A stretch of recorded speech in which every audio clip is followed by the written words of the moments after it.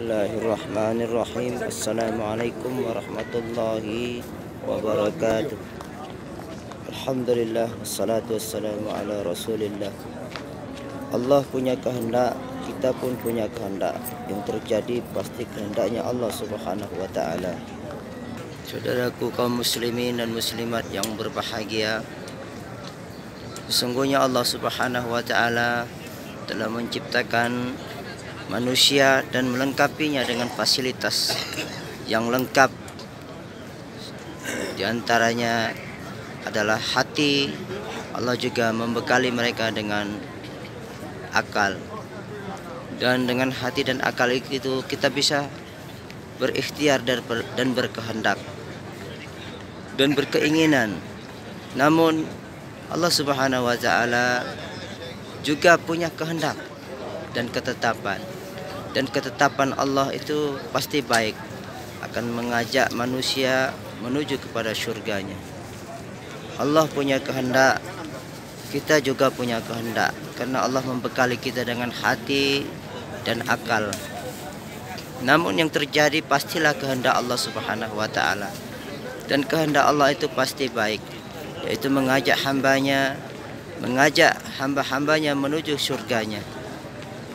Karena Allah adalah zat yang maha suci, zat yang maha pintar, zat yang maha bijaksana. Zat yang maha suci, dari zat yang maha pintar, dari zat yang maha bijaksana, tidak akan keluar suatu keputusan dan ketetapan yang salah. Semua keputusannya baik untuk hambanya, yang ujung-ujungnya pasti akan menggiring hambanya menuju kepada surganya. Allah punya kehendak, manusia juga punya kehendak.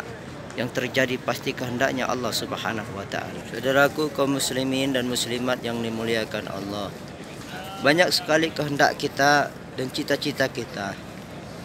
Ada yang berkeinginan ingin menjadi pegawai negeri, ada yang berkeinginan menjadi pejabat, ada yang berkeinginan menjadi presiden. Banyak sekali keinginan kita dan kehendak kita. Selama kehendak keinginan itu kita jalankan menurut aturan main yang sudah ditetapkan Allah, artinya kita jalankan dengan cara yang halal, dengan cara yang benar, menurut aturan yang sudah ditetapkan Allah, maka itu adalah keinginan yang bagus. Tetapi tidak semua keinginan itu akan dipenuhi oleh Allah subhanahu wa ta'ala. Karena Allah subhanahu wa ta'ala berkeinginan ingin menggiring semua hambanya menuju surganya. Dalam Al-Quran Allah subhanahu wa ta'ala berfirman yang artinya boleh jadi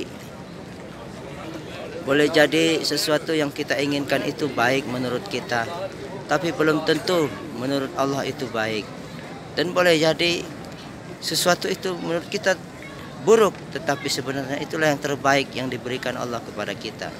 Artinya baik dan buruk itu menurut ketetapan Allah adalah sama. Ketika kita ditimpa musibah, itu adalah baik untuk kita. Yang ujung-ujungnya adalah Allah ingin mengangkat derajat kita, ingin menghapuskan segala dosa kita. Dan itu menurut kita mungkin buruk, tetapi menurut Allah itu adalah baik. Dan kebaikan itu adalah untuk kepentingan kita sendiri, yaitu akan menggiring hamba-hambanya menuju surganya. Maka oleh sebab itu ketika kita tertimpa musibah, Allah subhanahu wa ta'ala menghendaki kita untuk bersabar, untuk menghadapi semua ketetapan Allah tersebut. Dan ada kalanya kita mendapatkan nikmat dari Allah, dan itu juga baik untuk kita, untuk kehidupan kita dunia dan akhirat kita. Maka kita harus mensyukurinya. Ketika kita mendapat nikmat, itu adalah baik menurut kita, selama itu tidak melanggar aturan yang sudah ditetapkan oleh Allah subhanahu wa ta'ala. Allah punya kehendak, kita juga punya kehendak. Yang terjadi pasti kehendak Allah subhanahu wa ta'ala. Inilah dalil yang bisa kita gunakan.